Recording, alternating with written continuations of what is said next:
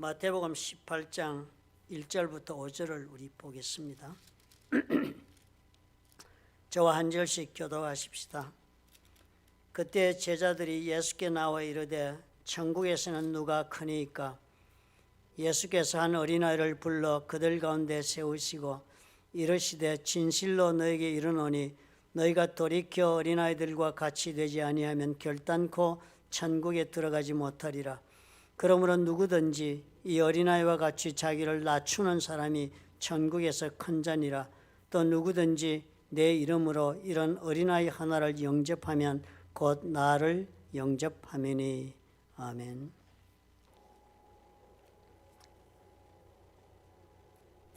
우리가 첫 번째 살펴본 예수 그리스도의 우리를 향하신 명령은 회개하라 였습니다. 회개해야 할 이유는 천국이 가까이 와 있기 때문에 우리가 회개해야 한다. 즉 그 말씀은 천국에 들어가기 위해서 회개해야 한다는 것이니까요. 주님이 우리에게 가장 먼저 가장 중요하게 제시하는 것이 천국 백성으로서의 삶입니다. 우리가 천국에 들어가서 사는 삶, 그것 이상 주님이 우리에게 원하시는 것이 없다 하는 주님의 의중을 우리가 볼 수 있는 그런 말씀입니다. 그래서 처음으로 우리에게 당부하신 것이 하나님의 나라에 들어가기 위하여 회개하라는 그런 명령이었습니다. 하나님 나라라는 표현은 우리에게 상당히 생소한 표현이죠. 하나님이 왕이 되어서 다스리는 나라니까요. 우리는 그런 나라를 살아보지 못했습니다. 왕이 다스리는 나라 우리는 산 적이 없으니까요. 왕이라는 것이 과연 어떠한 권력과 어떠한 그런 역할을 우리 삶 가운데 할 수 있는지를 우리가 직접적으로 체험해 보지 못해서 우리는 그저 민주주의를 체험했으니까 대통령 정도, 국무총리 정도 이렇게 우리가 생각하기 쉽습니다. 그러나 왕이라는 것은 법 위에 존재하는 사람입니다. 대통령이나 국무총리나 민주주의 지도자들은 국민이 뽑은 지도자, 민주주의 지도자나 책임자들은 법의 정해진 권한을 위임받아서 그 법의 허락한 한도 내에서 자신의 권리를 행사하는 그런 사람들이지만 왕은 이 법 위에 존재하는 사람입니다. 왕은 법을 쓰는 사람들이 왕이라 그렇게 말할 수 있는 것입니다. 그러니까 하나님의 나라라 하는 것은 하나님이 법을 써서 만든 나라니까요. 하나님의 뜻에 따라서 하나님의 원칙이 적용되고 있는 것이 하나님의 나라입니다. 이 세상에 어떤 다른 방법이 아니라 하나님의 원칙이 적용되는 곳이에요. 우리가 가지고 있는 원칙이나 우리의 생각은 아무 의미가 없습니다. 하나님의 원칙이 모든 것을 다 지배하는 대원칙, 대헌법이 되는 것이 하나님의 나라입니다.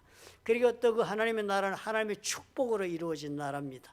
그 하나님의 나라의 구성 요소는 그 내용은 모든 것이 하나님께서 복을 주시고 채워넣으신 그런 놀라운 하나님의 축복이 임하셔 있는 것이 하나님의 나라입니다. 그리고 엄청나게 좋은 것입니다. 이 세상과는 비교할 수 없는 정말 하나님께서 우리를 사랑하기 때문에 꼭 그곳으로 데려가기를 원하시는 것이 하나님의 나라가 됩니다. 왜냐하면 그것은 하나님 복으로 채워넣으신 하나님 복된 곳이니까요. 그리고 하나님의 나라는 하나님의 능력이 임하시는 곳입니다. 능치 못함이 없으신 곳입니다. 어떤 다른 세력이나 능력이 우리를 제압하거나 우리를 주장하고 조종하는 그런 세상이 아니라 하나님의 능력으로 우리가 하나님의 뜻 가운데 그렇게 삶을 누리는 것이 천국이 되고 하나님의 나라가 됩니다. 엄청난 곳이잖아요. 하나님의 원칙이 지배하고 있고요. 다른 어느 것도 틈탈 수가 없는 곳이고요. 하나님의 축복으로 가득 찬 곳이고요. 또 하나님의 능력으로 다스려지는 곳이니까요. 참으로 그곳에서 우리의 삶은 아마도 부족함이 없을 것입니다. 그런 곳이 천국이니까요. 그런 천국에 주님께서 우리가 들어가야 한다고 말씀하시고 우리가 교리를 통하여 배우기는 구원받아 우리는 그 천국에 들어가는 티켓을 받았다. 그리고 그 구원은 한 번 얻은 구원은 결코 빼앗기지 않는다. 우리는 그렇게 믿었습니다. 그죠? 제가 조금 전에 광고시는 말씀을 드렸지만 그런데 놀라운 것이요. 마태복음에 보니까 그렇게 우리가 확실하게 받은 구원인데요. 이러면 천국에 못 간다는 얘기가 또 있다는 것입니다. 또 이러면 우리가 천국에서 보니까 심판을 받는데 사람들이 참 구원받고 안 받고를 따지고 지도 않고도 하나님께서 심판하시는 모습이 기록된 것이 있는 것 중에 대표적인 양과 염소의 그런 심판이었습니다. 그 양과 염소의 심판도 그 사실 그 말을 보면 분명한 심판입니다. 마태복음 25장 34절에 보니까 그때 임금이 그 오른편에 있는 자들에게 이르시되 그 양으로 구분해 불러는 모아놓은 자들에게 이르시되 내 아버지께 복받을 자들이여 나와 창세로부터 너희를 위하여 예비된 나라를 상속받으라. 즉 하나님의 나라를 이제 상속받아서 누리고 살아라. 그렇게 얘기를 하지 않습니까? 천국에 들어오라 하는 거예요. 지금 이 심판의 자리가 천국 문 앞에 지금 벌어지고 있는 것으로 추정됩니다. 그렇죠. 그곳에 예수님 앉으셔가지고 천국에 들어가기 전에 길을 막고 딱 앉으셔가지고 두 패로 나눕니다. 그리고 양에게 이제 하나님께서 너를 위해 준비한 천국으로 가서 들어가서 상속받아 누리고 살아라 그랬습니다. 또 왼편에 있는 자들, 염소로 구분된 자들에게는 이르시되 저주를 받은 자들아 나를 떠나 마귀와 그 사자들을 위하여 예비된 영원한 불에 들어가라. 지옥불에 들어가라고 주님 심판을 내리신 것을 우리가 보지 않습니까? 이렇게 어떻게 해요? 천국이란 것이 이렇게 어마어마한 곳입니다. 구원받았다고 해서 그저 안심하고 덜커덕 들어가는 것처럼 단순한 것이 아니네요. 그죠? 천국을 들어가는 과정에 여러 가지 이런 문제가 있을 수 있네요. 들어가지 못하는 사건이 있을 수도 있는 것이 천국으로 그렇게 보여지는 것입니다. 그런데 예수님이 뭐라고 말씀하시죠? 이 천국에 들어가려면 이라고 지금 명령을 내리고 계시니까 얼마나 중요한 명령입니까? 우리가 하나님이 나를 위해 예배하신 모든 복을 누릴 수 있는 길이 여기에서 좌지우지되는 것입니다. 그러니까 이 명령은 단순한 명령 하나 정도가 아니라 이 명령이 우리의 모든 삶을 결론 짓는 그런 명령이 될 수 있다는 사실에 우리가 깊이 우리 마음을 두고 준수하도록 노력해야 할 것이 분명하지 않습니까? 그 첫 번째가 뭐였습니까? 회개하라, 천국이 가까워졌습니다. 마치도 이게 우주선을 쏘아서 성층권에 궤도에 올리기 위하면 로켓이 1단이 발사돼서 쏘아 올리듯이 이 회개하는 것이 1단 로켓 같습니다. 그죠? 쏘아 올리고 나서 그 다음에 2단 로켓을 발사하고 3단 로켓을 발사하고 이렇게 올라가는데요. 오늘 두 번째 주님께서 명령을 주시는 거예요. 회개해서 천국으로 가야 되겠다 그래 놓고는 그 다음에 두 번째 명령을 주시는 것이 오늘 어린아이 같이 되라는 명령인데 이렇게 말씀하세요. 이르시되 진실로 너에게 이르노니 너희가 돌이켜 어린아이들과 같이 되지 아니하면 결단코 천국에 들어가지 못하리라. 회개를 했어도요. 너희가 돌이켜 어린아이들과 같이 되지 아니하면 결단코 천국에 들어가지 못한다는 거예요. 부정형으로 얘기한 것은 들어갈 줄 알고 왔지만 못 간다는 거고 얘기하고 싶어서 결단코 못 간다고 말씀하시는 거예요. 그러니까 다 가는 줄 알고 왔지만 그렇지만 두 가지 안 하면 못 간다는 거예요. 너희들이 돌이켜야 한다. 그리고 또 어린아이들과 같이 되어야 한다. 그러지 않으면 들어갈 줄 아는 그 천국에 못 간다. 그렇게 주님 지금 말씀하고 계신 것입니다. 그리고 대단히 중요한 오늘 주님께서 주신 명령이라 그렇게 볼 수 있습니다. 그러시면서 그 어린아이와 같이 되지 아니하면 그러시고 4절에 오늘 우리가 읽은 것을 여러분 기억해 보시기 바랍니다. 그러므로 누구든지 어린아이와 같이 어린아이의 여러 가지 특성이 있겠지요. 그중에 한 가지를 주님이 딱 지적을 하시는 것입니다. 어린아이와 같이 되는 중에 이 한 가지를 해야 된다라고 말씀하시는 것이 자기를 낮추는 사람이 천국에서 큰 자다. 자기를 낮춘다. 다른 말로 하면 겸손한 자, 나를 낮은 곳에 두는 사람, 하나님의 눈에 보기에 자기를 낮추고 있는 사람, 이런 뜻이 이 단에 들어있지 않습니까? 그러니까요, 참 이 너희가 돌이켜 어린아이와 같이 되지 아니하면 이 두 가지 이 주님의 이 말씀에 우리가 주목해 보고 생각해야만 이 명령을 잘 지킬 수가 있겠습니다. 돌이킨다 말은 우리가 회개에서도 우리가 들었던 말입니다. 이 원어의 뜻을 번역하면 돌이킨다. 영어로는 NIV에 번역하기를 change 그랬으면 변화시킨다. 또 다른 킹 제임스 버전인가 거기서는 convert 회심하여 도리만 또 개종하는 것을 말합니다. 우리말로 하면 전향한다가 아주 좋은 단어인 것 같아요. 공산주의 개념을 가지고 있던 사람이 자유민주주의 개념을 가진 자로 그렇게 전향한다 할 때 그 전향의 뜻이 이 돌이킨다는 단어의 깊은 뜻이 되겠습니다. 그리고서는 전향한 다음에 어떻게 해요? 어린아이와 같이 되어야 한다는 거예요. 어린아이가 아닌 거예요. 지금 어린아이가 아닌 존재가 되어 있는데 어린아이처럼 그렇게 내가 그렇게 변화되어야 한다는 거예요. 내가 어린아이처럼 그렇게 만들어져야 한다라고 주님 말씀하시는 두 가지 단계지요. 먼저 전향하고 그리고 어린아이와 같아지는데 어린아이와 같아지는 것이 결국 무엇이라고요? 나를 낮은 자리에 낮추는 사람, 겸손한 자가 되는 것이다 라고 주님이 그렇게 가르치는 것입니다. 회개가 지난주 우리가 배운 것에 보니까 회개 두 가지 면이 있지 않았습니까? 동전의 앞면과 뒷면처럼 동전의 앞면은 자신의 죄를 고백하고 사함을 받고자 해서 주님 앞에 회개하는 것이고 또 회개의 다른 면은 그래서 이제까지 내가 생각하던 것, 이제까지 내가 믿던 것, 이제까지 내가 살아오던 삶의 방식을 다 포기하고 하나님을 향하여 새로운 방향을 향하여 나아가는 것, 그것이 회개라. 우리가 그렇게 살펴보았습니다. 그러니까 오늘 이 말씀이 어린아이와 같이 되기 위해 너희는 돌이키라 했으니까 이 동전의 뒷면과 똑같은 말씀을 하시는 것입니다. 돌이켜야 한다. 그래서 그 완전히 방향을 전향해야 한다. 전향해가지고는 전향해서 우리가 가는 거, 하나님을 향하여 가는 데는 수많은 목적지가 있을 수 있습니다. 하나님의 말씀이 우리에게 가르치고 있는 것이 많지 않습니까? 예수께서 우리에게 하신 말씀이 한두 가지가 아니지 않습니까? 예수께서 우리에게 경고하신 말씀도 있고, 예수께서 우리에게 정말 명령하신 말씀도 수없이 많은 말씀이 우리 앞에 있는데, 그러면 우리가 그 중에 어느 것을 향하여 가야 한다고 우리가 생각해야 좋겠습니까? 그저 하나님 향하여 간다고요. 그렇게 애매모호한 것을 주님이 우리에게 말씀하고 있지 않습니다. 분명한 것을 얘기하는 것. 회개한 자는 바로 이 길로 들어서야 한다라고 한 가지를 꼭 집어서 지적하시는 것이 바로 어린아이와 같이 되는 것, 자기 자신을 낮추는 것, 그것으로 방향을 틀어서 가야 한다라고 그렇게 주님 말씀하시는 것입니다.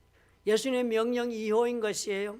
두 번째, 로켓을 쏘아올려서 더 우리가 하나님의 나라를 향해 올라갈 수 있도록 하기 위해서는 바로 이거 해야 하는 것입니다.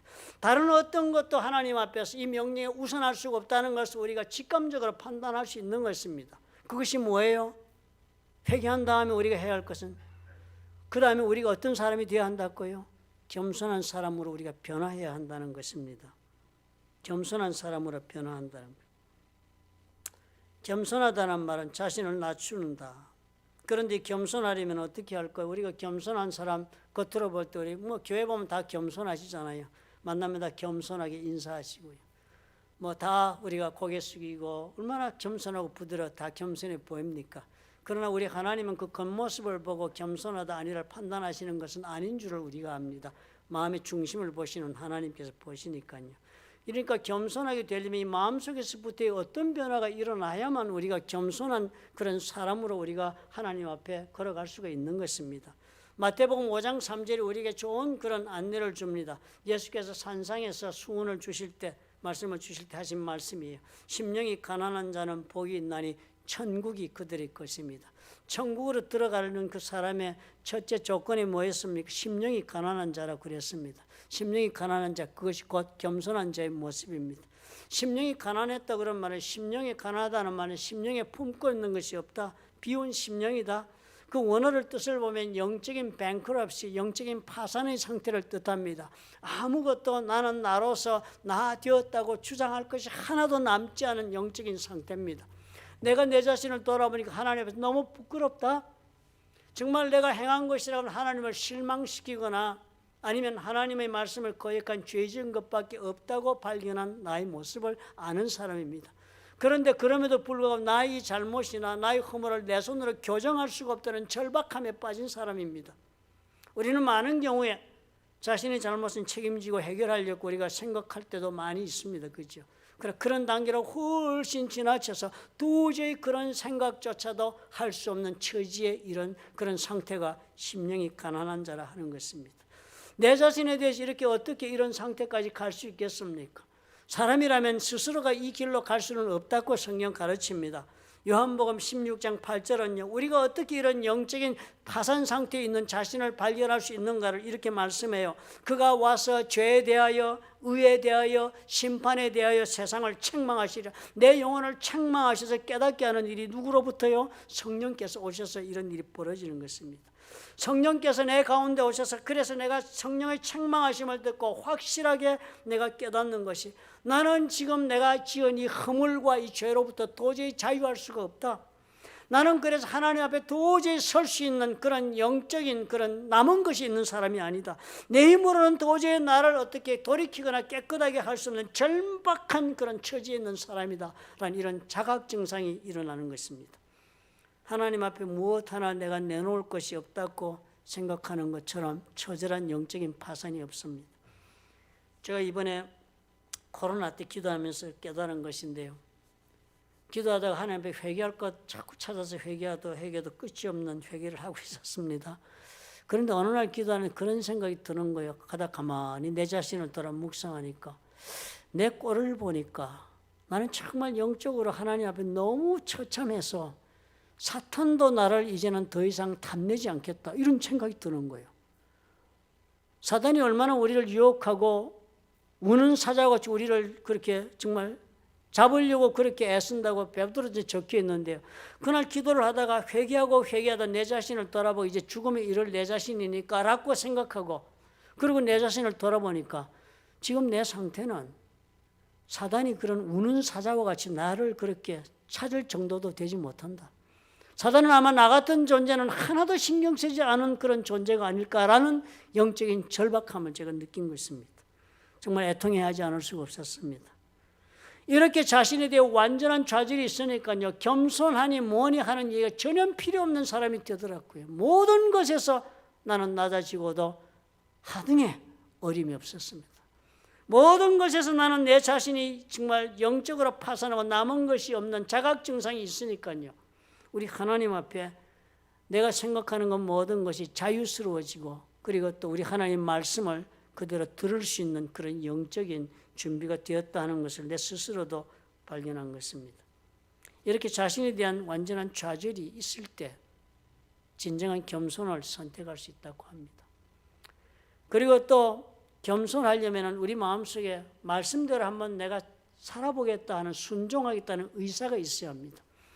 하나님이 아무리 말씀을 나에게 주셔도 내가 원하지 않는 것은 나는 선택하지 않는 그런 자리에 있는 사람이라면 결코 겸손할 수 없습니다. 마태복음 7장 21절이 경고하지 않아요? 나더러 주여 주여 하는 자마다 다 천국에 들어갈 것이 아니요 다만 하늘에 계신 내 아버지의 뜻대로 행하는 자라야 들어가. 뜻대로 행하는 하나님의 뜻에 내가 정말 따라서 그 말씀대로 뜻에 따라서 내가 한번 행해보겠다고 하는 그런 생각을 가진 자가 겸손해질 수 있는 것입니다. 하나님의 뜻에 순종할 의사가 없는데 어떻게 겸손해지겠습니까? 지극히 단순한 논리가 아닙니까? 내 자신을 낮은 자리에 둔다는 것은 아무런 실질적인 행동이 없을 수 없습니다. 낮기만 해서는 안 되는 것입니다. 낮은 자리에 내 자신을 둔다는 것은 하나님의 뜻이 아무리 내 의사와는 상관없어 보이는 것 같고 나 이해와는 거리가 먼 것 같아도 그것이 하나님의 뜻이라면 내가 그 뜻에 따라 행동으로 옮기는 사람이 되겠다라는 그런 순종에 대한 의지가 있어야 겸손할 수 있다는 것입니다. 완전한 자기 부인 그리고 하나님의 뜻에 대한 순종, 이것이 겸손한 자의 모습을 이루는 것입니다. 예수님 말씀이 그러신 것이에요. 자기 부인, 이렇게 말하면 대단히 좀 복잡하게 보이지만 쉽게 이야기하면 예수님은 그렇게 표현한 것입니다. 어린아이와 같다는 것입니다. 어린아이는 자기를 위하여 살지 않고 자기 의를 위하여 서는 자가 아니라고 주님 말씀하시죠. 어린아이와 같다.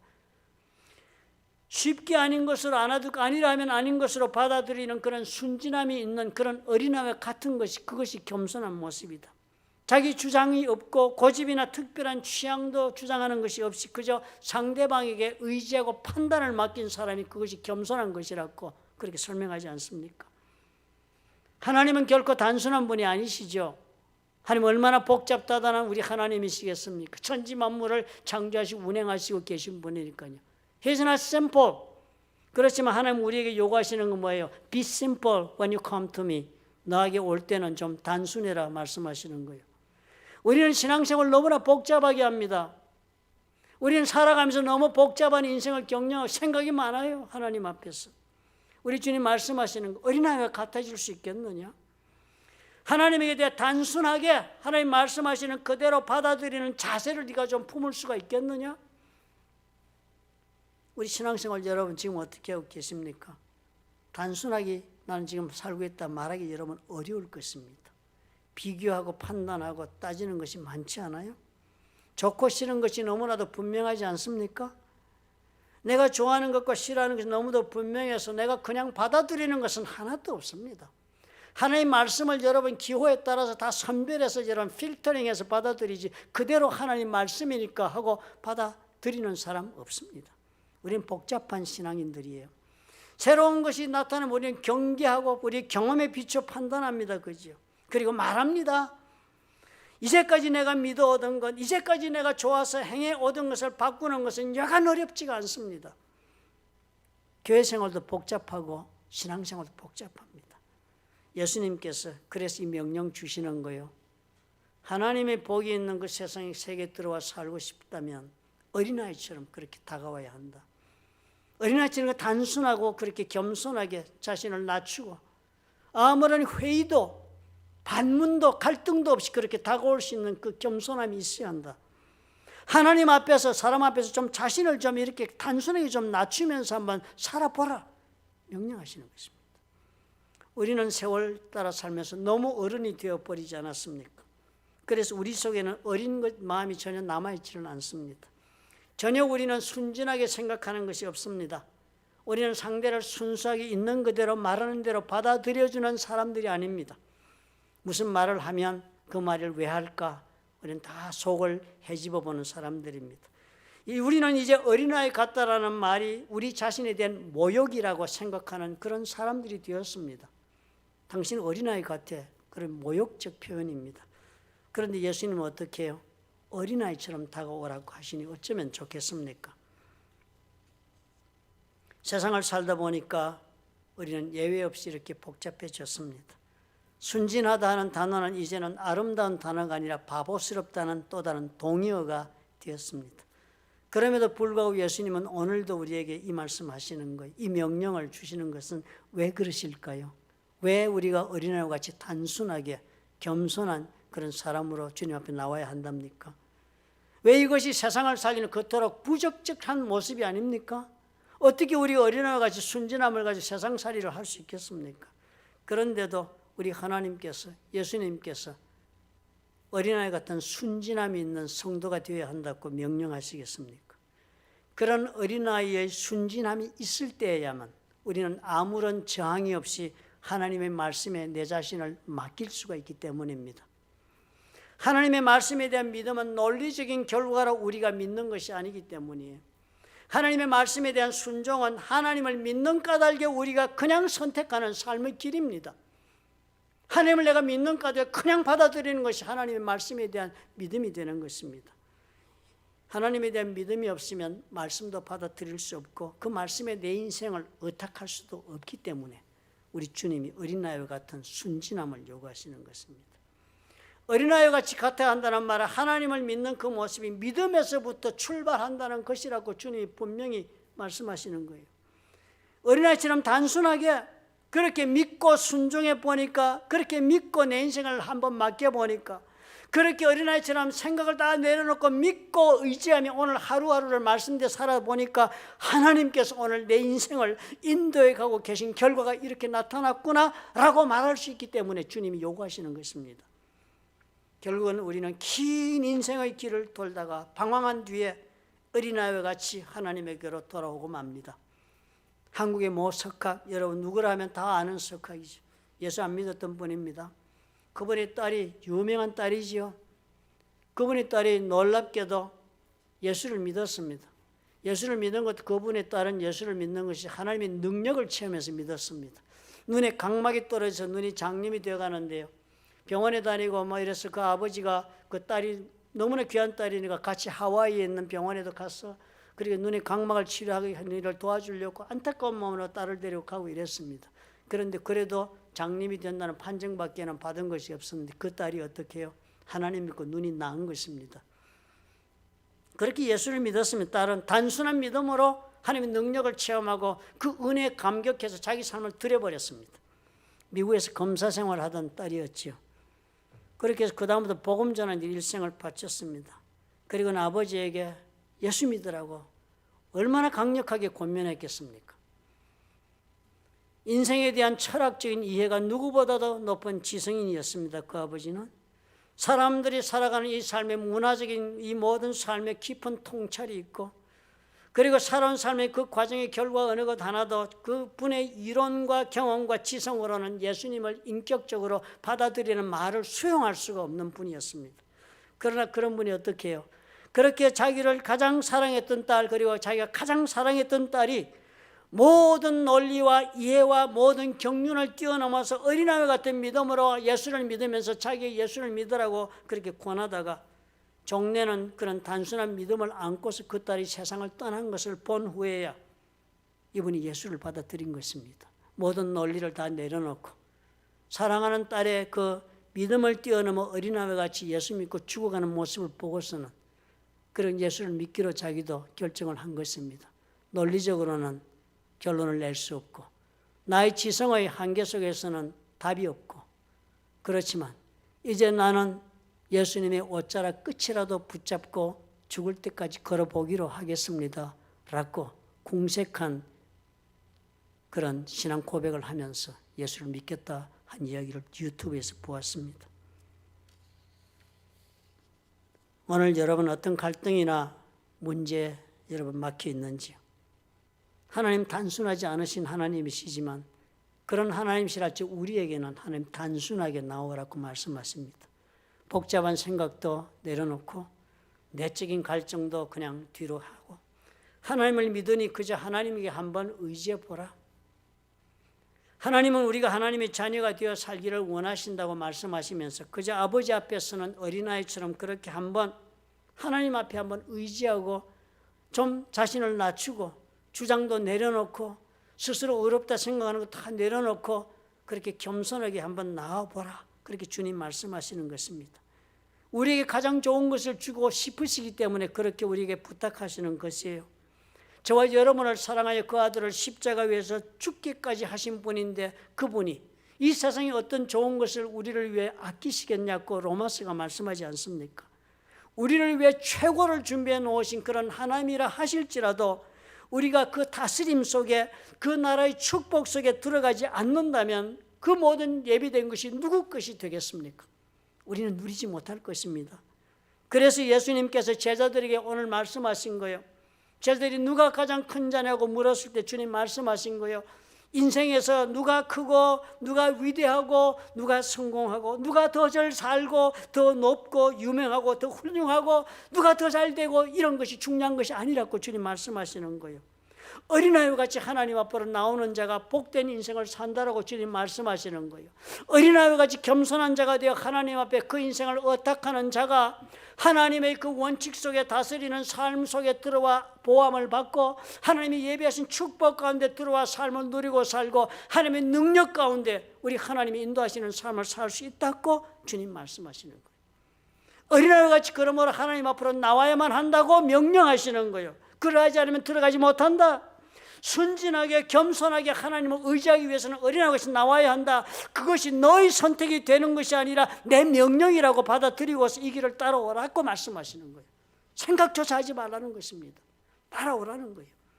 그럴 수 있을 때 너는 천국 백성 아니 내 자녀가 된다라고 주님 말씀하시는 것입니다. 단순한 믿음으로 하나님 믿어보라 하시는 거예요.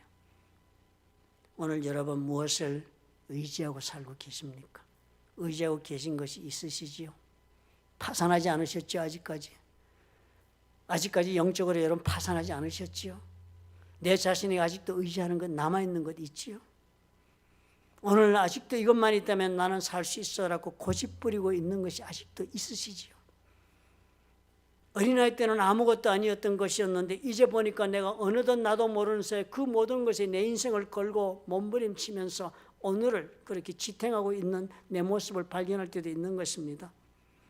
순진한 것이 바보스러운 것이 아니라 하십니다. 하나님 앞에서는 순진해야 되고 단순한 믿음으로 겸손히 하나님의 뜻을 따라 내 자신을 낮출 줄 아는 그런 사람이 하나님의 명령을 따른 자라고 예수님 말씀하시고 너희는 이런 성도가 되라 오늘 저와 여러분에게 말씀하십니다. 주께 우리 모든 것을 의탁하고 살아야 하지 않겠습니까? 그렇다면 여러분 어린아이처럼 우리 겸손한 마음을 선택하고 주님 앞에 한번 나가보십시다. 주께서 그 약속하신 바를 결코 저버리지 않으실 것입니다. 믿으시면 아멘 하시기 바랍니다. 아멘. 믿으시는 줄 압니다. 좋으신 아버지 하나님 참으로 우리 주의 은혜가 감사합니다. 이 어려운 때에 주님이여 세상은 아무리 흉흉하고 어렵다 할지라도 아무리 내가 세상에 대하여 실망하고 좌절하고 상처를 입었다 할지라도 이 모든 것에서부터 내가 참으로 하나님 앞에 어린아이와 같은 마음으로 겸손히 나아갈 수 있다면 우리 주께서 아버지 나의 삶을 붙잡으시고 천국의 백성이 되는 놀라운 축복의 길로 인도하실 것을 우리가 압니다. 하나님 도와주옵소서. 우리는 참으로 세상에 살아 아버지여 닳고 닳았으며 물들었으며 타락했고 더러워졌음에도 불구하고 주님 앞에 오겠나오니 아버지여 주 우리를 긍휼히 여기시고 주님께서 예수의 보혈로 씻으시고 우리 모두를 연락해 주시옵소서. 주님 감사하고 예수님 이름으로 기도합나이다. 아멘.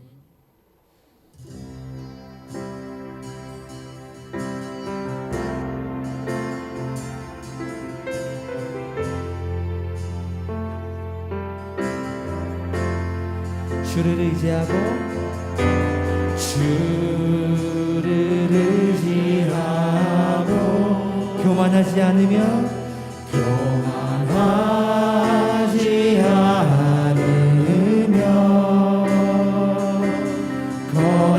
거짓에 치우치지 아니하며 복이 있으리라. 아멘. 여호와 나의 주는 여호와 나의 주는 크신 권능의 주라. 주의 크신 권능으로 우리들을 사랑하여 주시네. 새 노래로 부르자. 랄라라. 하나님께 올릴 찬송을 새 노래로 부르자. 하나님 우리 한 번 더 고백하십시다. 주를 의지하고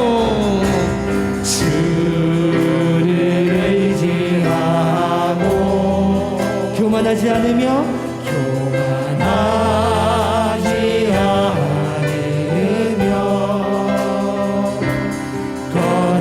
거짓에 치우치지 아니하며 복이 있으리라. 여호와 나의 주는 크신 권능의 주라. 주의 크신 권능으로 우리들을 사랑하여 주시네. 새 노래로 부르자. 랄라라. 하나님께 올릴 찬송을 아멘. 새 노래로 부르자.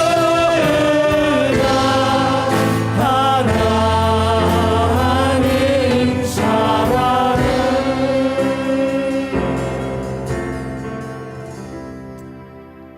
살아계시고 역사하시는 우리의 좋으신 아버지 하나님, 오늘도 우리가 마음을 새롭게 하고 예수 그리스도의 말씀 앞에 우리가 옷깃을 여미고 순종해 아버지 가기로 결단하고 아버지 이 자리에 섰습니다.